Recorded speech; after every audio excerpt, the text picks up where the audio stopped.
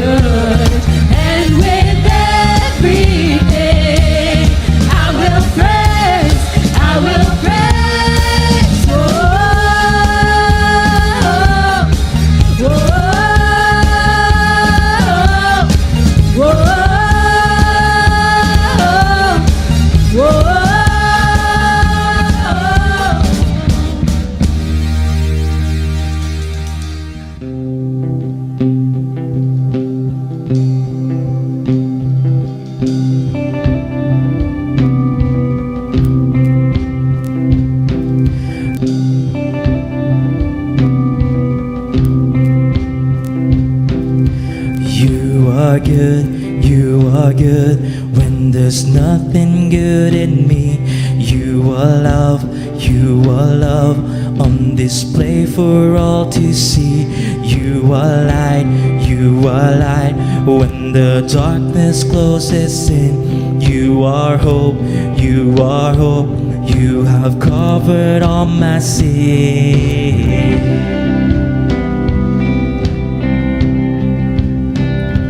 You are peace when my fear is crippling. You are true, even in my wandering. You are joy, you're the reason that I sing. You are life, in you death has lost its sting.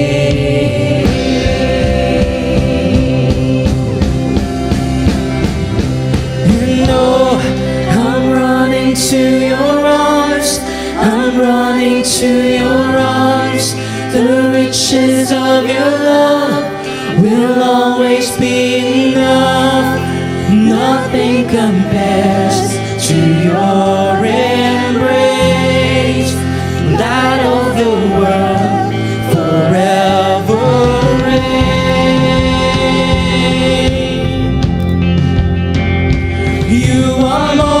You are more than my words will ever say. You are Lord, all creation will proclaim. You are here, in your presence I'm made whole. You are God, of all else I'm letting go.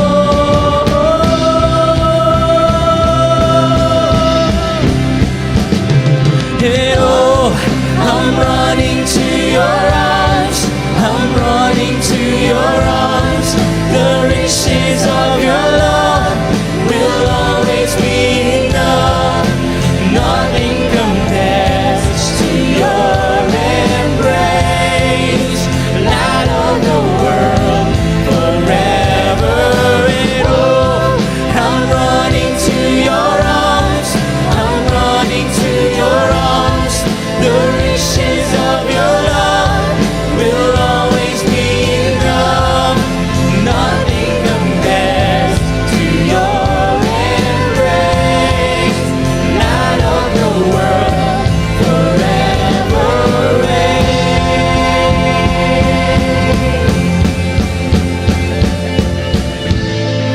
My heart will sing, no other name. Jesus, my heart will sing, no other name. Jesus, my heart will sing, no other name. Jesus,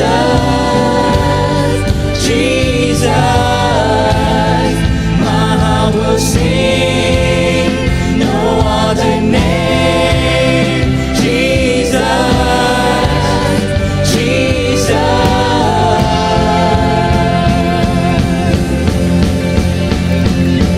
and oh, I'm running to your arms, I'm running to your arms.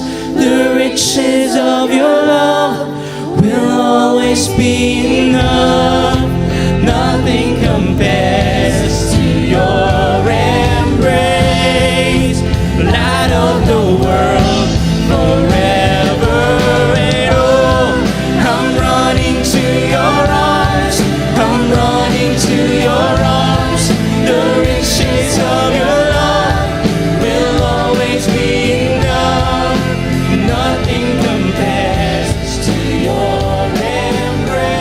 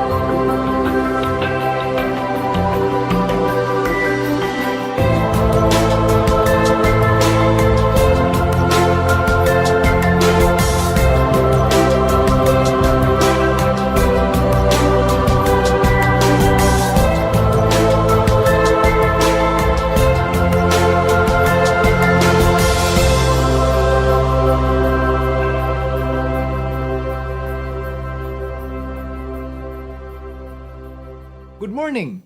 My name is Pastor Norman and welcome to Ictus Next Gen. To all our family and friends watching us abroad, wherever you are watching us this morning, greetings from Ictus Next Gen. Kaya wala kami nakahibalo kung ano kamo oras nagasunod sa aton broadcast diri sa Iloilo. So greetings na lang because it can be good morning, good afternoon, or good evening. And of course, to all our cluster churches scattered all over Iloilo and Guimaras and even Negros, maayo gid nga aga sa inyong tanan. We are still with our series of sermons about God's purposes for His church and for His people. We are already done with the first two and now we are going to study the second part of the third purpose, which is missions. Now, by the way, just in case you miss God's purposes for His church and His people, here at Ictus Next Gen, we call that the 5 M's of the church. And these are magnification or worship, ministry or serving one another in the church, missions, membership, and the last but not the least is maturity. We are already done with magnification and ministry and also the first part of missions. And so this morning, we're going to study the second part of the third purpose, which is missions. Last week, we have learned that missions is the heart of God. It's always God who takes the initiative to reach out to us. He called Abraham so that out of his descendants, a nation will rise that will reach out the world for God. For God so loved the world that He gave His only begotten Son. And Jesus, just before He went back to heaven, gave a command, a commission to His followers to go and make disciples, make followers of Him of all nations, baptize them in the name of the Father and of the Son and of the Holy Spirit, and teach them to obey everything that He has commanded them. In other words, the purpose of missions or telling others about God has always been there as a commission for us, Christ followers. And yet, in spite of that, only a handful of believers and churches are doing it. Why? Mainly, it boils down to two main reasons. Number one is because of misconceptions. And number two, nobody taught them how to do it. One of the main reasons is misconceptions, that it was only for pastors and missionaries and the select few. And the other is, if you can give money to support missions and missionaries, you don't have to do it anymore. My friends, these are lies from the pit of hell. No wonder why the church doesn't advance and the Christian does not grow and doesn't have this sense of fulfillment as a Christ follower. Nga kay may kulang. Kag inigali nga kulang amo ang missions. The second main misconception about mission is nobody taught them. Nobody modeled it for them. And this is very common. That's why some people think that if they are just giving money to missions or supporting to missionaries, they don't have to do it anymore. And so this morning, I want to teach you some practical ways on how to fulfill this purpose in your life and in our church. It is so basic that it makes it so practical. Are you ready? Okay na? Ready na? Sige. But for our text this morning, balikan ta to anay. Liwat ang aton nga text last week found in Matthew 28:19-20 and 1 Peter chapter 2 verse 9. In the NLT it says Matthew 28:19 and 20, "Therefore go and make disciples of all nations, baptizing them in the name of the Father and the Son and the Holy Spirit. Teach these new disciples to obey all the commands I have given you, and be sure of this, I am with you always, even to the end of the age." 1 Peter chapter 2 verse 9. But you are not like that, for you are a chosen people. You are royal priests, a holy nation, God's very own possession. As a result, you can show others the goodness of God, for He called you out of the darkness into His wonderful light. Shall we pray first? Father, I pray, Lord Jesus, I pray, Holy Spirit of God, I pray that would you use these words to stir up the hearts of your people who are watching me this morning wherever they are. Dear God, may we see that missions is very important to you, that missions is your heart, and may your heart will also be our hearts. May we see what you see. Dear God, would you speak to each one of us this morning? Use your words. Speak to us in a very special way. Convict us and change us into the persons and church that you want us to be. Bless us, Lord. Bless this time. I ask you, Lord, in Jesus' name. Amen. 4 practical ways on how we can fulfill the purpose of missions in your life and in our church. Number 1, make Jesus Christ the Lord of your life. Number 2, pray. Number 3, make a plan. And number 4, just do it. Let me start with number 1. Make Jesus Christ the Lord of your life. The problem with the purpose of missions is that most of the time we complicate it. And when we say missions or evangelism, what comes to our mind most of the time is sharing Jesus with others. And that's right, that's part of the total package. But then the next thought is, I don't know how to do it, or I don't have the talent or the skills to do it. Again, it may be true, but this is where we get stuck up. This is where we stop and we dismiss it. My friends, while all of these things are valid, I tell you, you are starting in the wrong starting point. The first thing that you should do is you need to make Jesus the Lord of your life. That you take missions as important to Him, therefore it should also be important to you. Because as long as you don't make Jesus the Lord of your life, whatever it is that He commands will not matter to you. Kung sa Ilonggo pani nang daw ginapalapos lang bala sa piyak nga dalunggan, ina ba lang may ginasugo ka either bata mo or timbang ninyo, kag kabalo ka man nga nabatian man niya ang ginhambal mo, kag naintindihan niya man ang ginhambal mo, pero ina ba lang daw nagkapabungol-bungol lang. Ang aton nga terms na ina ba lang daw ginapalapos lang sa pihak nga dalunggan. How would you feel? Kung kaisa daw kailinit, no? But you know what? This is what we do most of the time with the Lord Jesus Christ.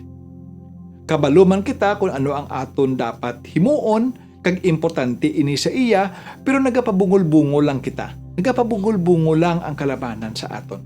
Aragoy. Kasakit, no? Pero insakto man, no? Can you say amen to that? You know what? Amogid sini ang una gid nga na-miss naton. Nagapabungol-bungol lang kita sa ginhambal sang Ginoo sa aton. Wala naton ginasapak ang isa ka butang, isa ka bagay nga importante kay Jesus.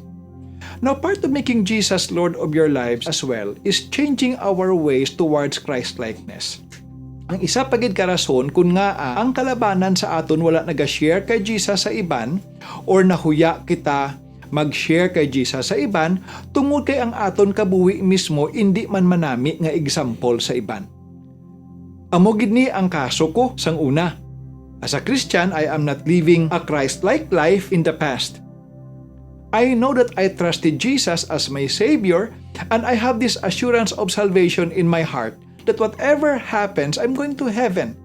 And I have this burden as well, this pressing weight in my heart to share God's simple plan of salvation to others, most especially to my friends. Now, the problem is kay hindi nami ang akon kabuhi. Di kun ka isa sa tunga sang amon drinking session, kag mag-abot sa akon ini nga burden, naga-share ako sa ila parte kay Jesus. Pero ang ending, ang gwa nga nahimo ako nga laughing stock, nga nahimo ako nga kaladlawan. Nga kati sobra pa gani kalain ang imo kabuhi kumparar sa amon, tapos sugiran mo kami kung ano ang amon himuon agud maluwas? Ngets, hinubog na yang nga istorya imo pare. Ti amo na permi ang gwa sang amon istoryahanay. Kag amo sini ang nagakatabo sa kalabanan sa aton. Either estudyante ka man o kung negosyante, kung ang imo gani kabuhi malayo sa Ginoo, or may ara ka ginahimo nga mga sala sa imo kabuhi, ara sa imo ang burden nga mag-share kay Jesus sa iban apang wala ka sang confidence. Kay nahuya ka nga kadlawan or nahuya ka nga hindi kanila pagpatihan. Sounds familiar? You know, I can go on in this for hours, but the bottom line is simple. When it comes to missions or evangelism, you need to start in the right starting point. And that is making Jesus the Lord of your life. Because if you do that, the rest will just follow.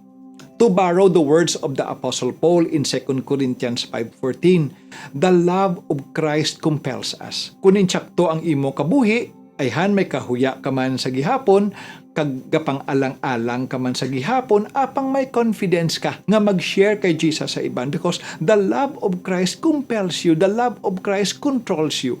Kagkabalo ka nga ang imo nga ginahimo, isa ka bagay nga importante sa Ginoo, kag ang imo burden nagalabaw sang sahuya mo.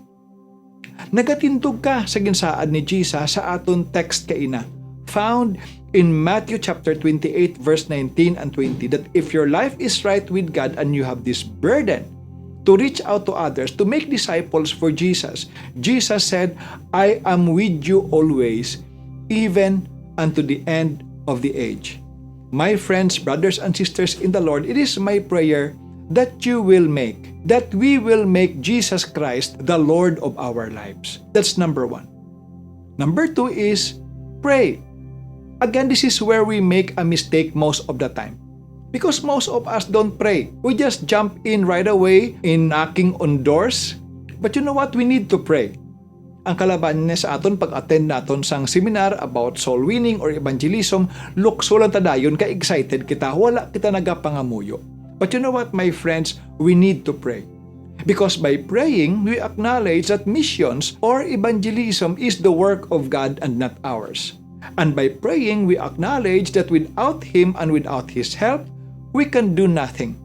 From start to finish, missions or evangelism is the work of God. We must not forget that. In John chapter 16 verse 8 in the NLT it says, and when He comes, referring to the Holy Spirit, when the Holy Spirit comes, He will convict the world of its sin and of God's righteousness and of the coming judgment. We can attend whatever evangelism seminar or soul-winning seminar that is available, or we may be experts in a lot of evangelism tools, but apart from the Holy Spirit, listen, we can do nothing. You know why? Because John chapter 16 verse 8 tells us that He is the one who guides us. Who is He preparing to receive our message for that day?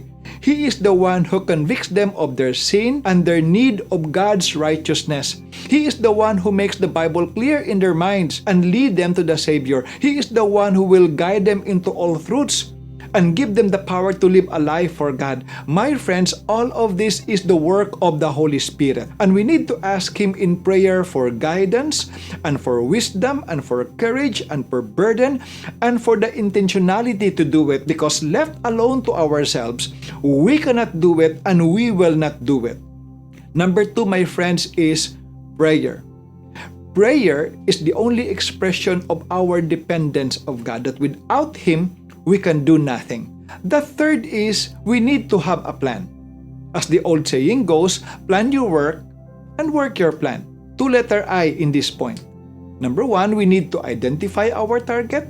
And number 2, we need to be intentional with our target. Now, though it may sound simple, but you need to identify who will you reach out first for the Lord. Kung sino ang imo dapat unahon.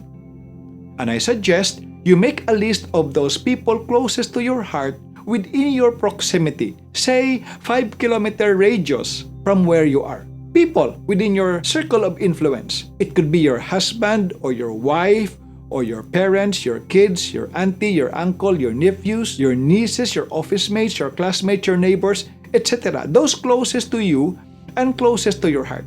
Babay ilang daan na si Choy Berto kag si Chay Berta sa Canada. O kung si Cho Roming o kung si Cha Ulay sa Dubai. Una halang anay ang pinakalapit sa imo. Na kung may burden kagid sa ila sa sining mga tiyo mo, abyan mo, palangga mo sa kabuhi nga malayo sa imo, lift them up to the Lord in prayer. And trust that God will also send somebody to reach out to them in Dubai or in Canada. Nga akon hindi ikaw ang mag-share sa ila, hindi na gid sila maluwas. How? Now remember that missions is the work of God. And He also cares about them than you do. Pero ang punto ko, unaha lang niya anay, ang pinakamalapit sa imo, ang malambot mo lang. Identify. Kay kung hindi mo ni paghimuon, number 2, you will never be intentional as well. After you identify them, you now have a list. second, you make a simple plan to reach out to them. In other words, you need to be intentional. Maybe you start by connecting with them because maybe for a long time, especially nga nag-pandemic pagid lately, nga wala na kamo nagakit-anay, and maybe because of the busyness of life, dugay na kamo wala nakakitaay, kag dugay na kamo wala nakaistoryahanay. Connect anay liwat. Don't make it so obvious nga may himuon ka sa ila o kung may kinahanglan ka sa ila. Hindi lang paghirita dayon. Number 1, gid, after you make a list, try to connect with them in whatever ways. I have Facebook, I have private message, or text, or call. Connect anay. Then number 2, make plans that will suit the personality of the person that you will share the gospel with. Kung ang ina nga tao mahilig mangapi, look for a quiet place that is open that also serves good coffee and invite them there. Imbitaron nimo sila dito nga makapangapi ka mo. And then, hopefully, in the course ng inyong pagpangapi, makakita ka sang opening nga maka-share ka sa Ginoo sa ila. Pero kung daw alang-alang, hindi paghirita. Sige, kung mahilig siya magkaon, invite them for dinner. Nami iya ang dinner kay bugnaw. Kag wala na kamo nagadali. Unlike ka sa lunch kung kaisa nga maginot, mainit ka kung kaisa, kinanglan pa nga magbalik sa obra o kung sa opisina, so daw gadali-dali ka mo. Nami iya ang dinner. Or kung mahilig siya sa tanom, bakli siya sang nami nga tanom kay Shani, tiyo. Pangayo ilang discount kay Shani, hambala lang for evangelism purposes ini. Kadto isa ila balay kag dal-isang tanom. Now, all this and more are just some examples on how we can be intentional in reaching others for the Lord. Identify and be intentional. And then as you meet these people, before I forget, as you meet these people, as you become intentional, assuming that you have already prayed for them, you watch out for what we call divine appointment words.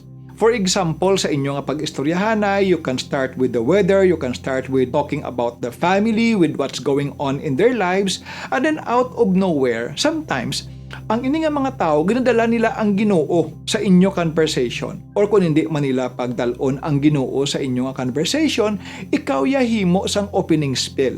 Kung ano man sila nga kayimtangan, ano man mga ginasugata nila, hambalan mo sila, you know what? Mayugid bala nga, kung ano man nga problema, magsalig lang kita sa Ginoo. And then play by ear. Hulat ka sa kung ano ang pagtuytoy sang balaan nga espiritu sa imo. And that could be an opening nga makasugod ka share sa ila sang pulong sang Ginoo. Identify and be intentional. Make a plan. And then the last but not the least is just do it. That's just it. Just do it. When your heart is right with God and you spend some time praying to God, asking for guidance, asking for wisdom, asking for directions, when you have the list and you want to be intentional, just do it. There's no other way. Have you noticed nga wala gani ako nagtudlo sa inyo sang mga how-tos, sang soul winning o kon sang evangelism? Important as it is, it doesn't work all the time. You know why? Because when it comes to missions and evangelism, there is no one silver bullet for everyone. It is always different strokes for different folks, depending upon the need of the person at that time and their circumstances.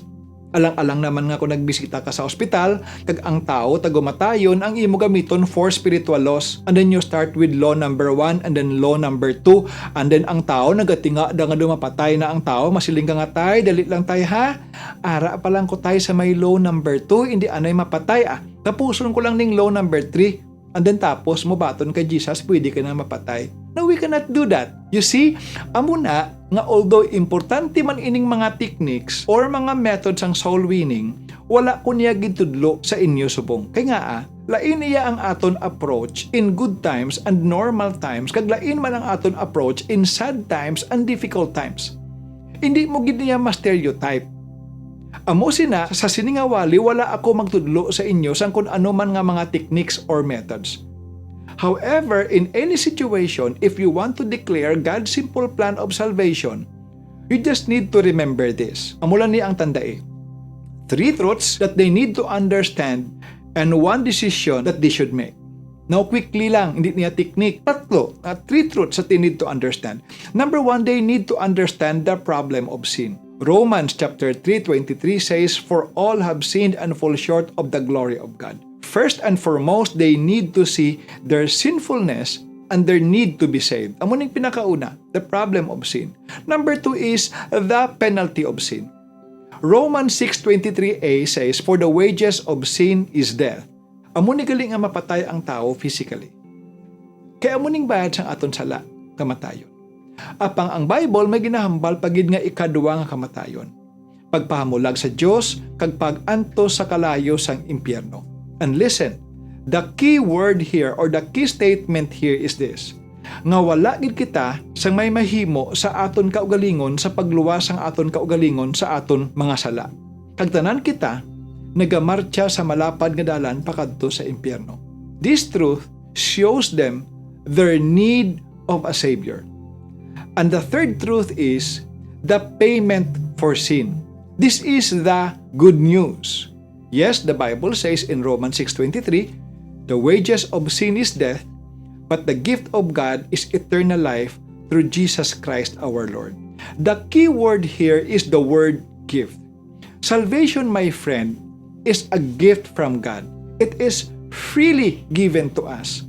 You may also quote John chapter 3 verse 16. For God so loved the world that He gave His only begotten Son, that whosoever believes in Him should not perish but have everlasting life. Then the last but not the least, ano ganito? 3 truths that they need to understand. The problem of sin, the penalty of sin, and the payment for sin. Now, the one decision that they should make. They have a choice to either reject Jesus and be lost for eternity, or they have a choice to accept Him as their Lord and Savior and be saved and have eternal life. That's just it. Depindi man sa ilang kahimtangan kung ano man, amulang gid niya nga bagay ang imo dapat nga tandaan kag i-share sa ila. Now, as we close, from my heart to your heart, let me make it personal. Now, I know that each one of us have a friend or a loved one that we know nga ang kabuhi layo sa Ginoo. Or wala pa sang kasiguruhan sang kaluwasan sa ilang kabuhi.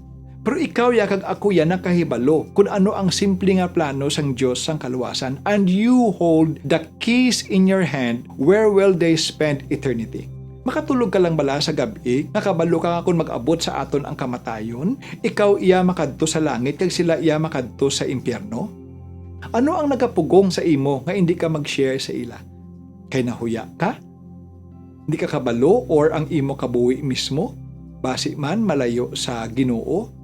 The fact that God has placed them in your circle of influence simply means one thing.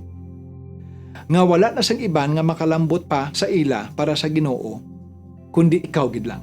Hindi ako, hindi ang ibang nga tao. Ikaw gid lang. Why don't you act on what you have learned today?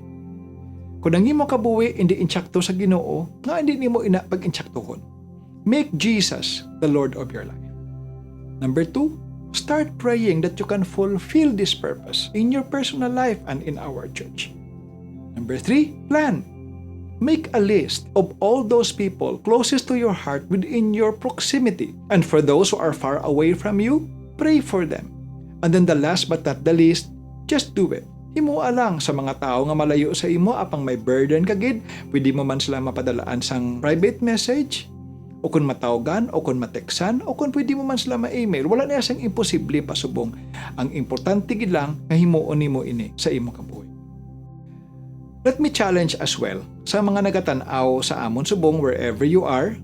Kung nagatanaw ka sa akon subong kag sa imo tagipusoon wala ka gani sang kasiguruhan sang kaluwasan, way kakabalo kundi nga makadto. Kung magtakop na ang imo mata, kag maguntay na ang imo tiil, kung mapatay ka na sa sinyang kalibutan. My friend, gusto ko lang may baluan nimo nga may ara kita problema sang sala, kag kinanglan kita nga maluwas. Ang bayad sang aton sala, kamatayon. Tanan kita nagamartya sa malapad nga dalan pakadto sa impyerno. Kag wala gid kita sa may mahimo, agud nga maluwas naton ang aton kaugalingon sa aton nga mga sala. Apang gusto ko man mabalaan mo, nga palangga ka sang Ginoo. Pag tungod sang iya gugma sa imo, ginhatag niya ang iya bugto nga anak, si Kristo Jesus. Na kung batunon mo siya subong nga aga, nga imo Ginoo ka manluluwas, or batunon mo siya subong kung diin ka managatanaw sa akon, ang saad sang pulong sang Ginoo nga maluwas ka. Hindi ka na mawala, apang may kabuhi nga wala sang katapusan. Mga muyo kita. Ginoo nagapasalamat gid kami sa imo sa kamatuoran sang imo pulong nga palangga nimo kami. Kag ikaw gid permi ang nagapangita sang pamaagi, agud nga malambot nimo kami sa kun anuman nga paagi. Ayhan sa balasahon, ayhan sa wali sa radyo o kun sa TV, ayhan paagi sa abyan nga naglambot sa amon sang imong maayong balita sang kaluwasan. Ginoo ang akon nga pangamuyo subong. Lord, I have 2 prayers this morning. First, I would like to pray for each of your people. Kabay pa Ginoo nga kun anuman sa amon kabuhi ang hindi insyakto, nga amo sini ang nagahugong sa amon, nagahatag sang kahuya sa amon, sa pagsugid sang imo nga ginhimo sa amon kabuhi sa iban. Lord, kabay pa nga tagaan nimo kami sang gahom nga magliso kami sa amon nga mga kabuhi. Kapyuhon namon Ginoo ang amon kabuhi sa imo gahom. Kabay pa, nga ikaw gid ang magapadayon sa paghatag sa amon sang sini nga kabug-atan. Kag hindi maghatag sa amon sang kalinong hasta nga mahimo namon ang ini nga purpose nimo sa amon kabuhi nga maglambot sa iban kag magsugid man sa ila sang imo nga kaayo. Lord, I pray for each of your people watching me this morning.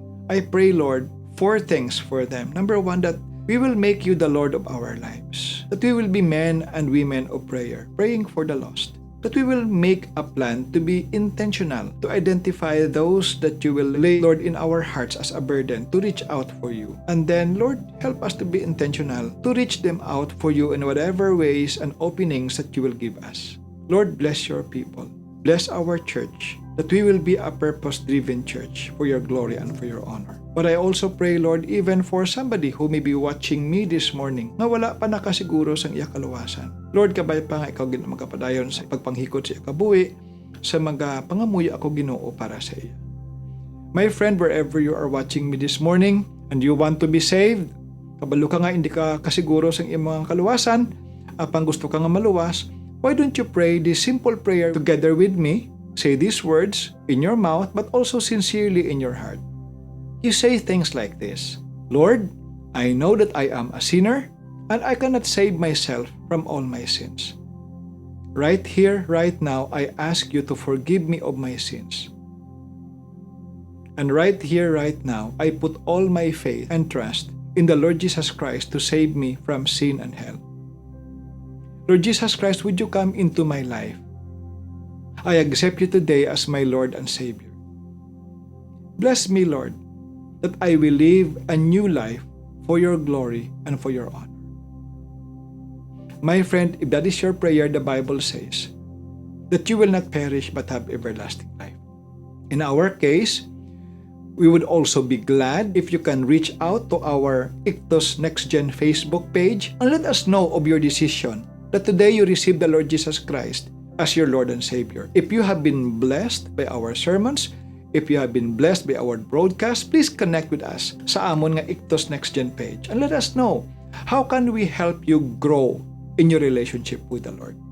Father, as we end our worship service this morning, we thank you for your word, we thank you for your love, and we thank you, Lord, for your faithfulness in each of our lives. I now pray for your hand of blessing upon each of your people who are joining us this morning. Bless their families, bless their jobs, bless their businesses, and continue to draw them closer to your heart for your glory and for your honor. All this I ask and pray in Jesus' name. Amen. Our topic next Sunday is all about membership or fellowship. God bless you and see you again next Sunday. Again, you can give without loving, but you can't love without giving. I think I now know and understand what St. Paul was saying in 2 Corinthians 9:7. Each one must give as he has decided in his heart, not reluctantly or under compulsion, for God loves a cheerful giver. So let me encourage you as we take this time to worship God through the giving of our tithes and our offering. Smile. Smile because you love God, and you give because you love Him. Smiling is a reflection of what our heart beats for. Let me pray for us. God, again, we can't thank you enough. We thank you that you are a generous God, and you have set an amazing example to live a generous life. Lord, as we worship you by smiling as we give, may we realize that we are so loved and so cherished that you wouldn't even think twice and hesitate to give. Thank you for the generosity of the cross. Thank you for blessing us to create wealth and using it for good. Thank you for even making us realize that we cannot receive a gift with a closed fist.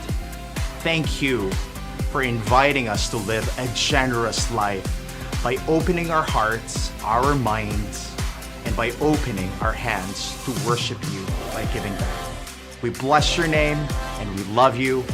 Amen. Let's worship. Don't forget to smile.